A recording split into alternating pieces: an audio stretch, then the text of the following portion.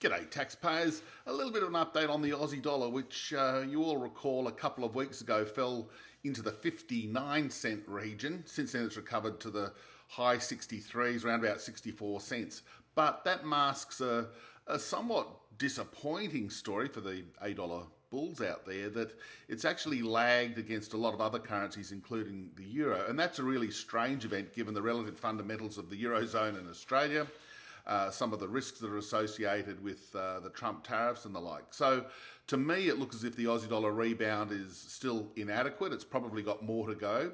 I'm wondering, I can't confirm this, whether there's just this element of investor uncertainty because of the local election here. We want to get that out of the way, see who wins and see what economic policy agenda is going to be in place for the next little while. That could be one issue, so we could get a post-election bounce in the currency, certainly against the US dollar, but also the euro. The other thing, of course, is the RBA uncertainty that they haven't said a lot in recent times about their policy prescription or what they're thinking of. But, of course, next week we get the March monthly and the March quarterly inflation numbers. If they're confirming what we already know, and I think the drover's dog knows this, that inflation's on target, it's in the middle of the 2 to 3 band. In fact, headline inflation could be significantly lower than that when we get the numbers.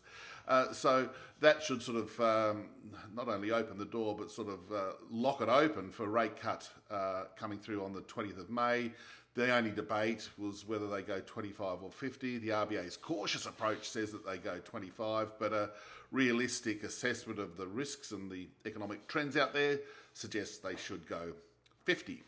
That aside, in the meantime, investors like an economy that's growing, and that's going to be enhanced with an aggressive rate cut from the RBA. So boiling it all down, I think that the Aussie dollar still looks pretty much undervalued. Yes, it was a hair-raising experience when we got below 60 cents, but I think that when the dust settles from some of this local economic news on interest rates and the election, when we also get, well, we won't get any confirmation on the tariff war, but if we get confirmation that the Chinese economy is still going to be more resilient than the US, then that's a benefit for Australia and the Aussie dollar with it. So pinpointing a level, gosh, always tricky, but more up than down. We're more likely to see a break towards 70 than a break below 60 again.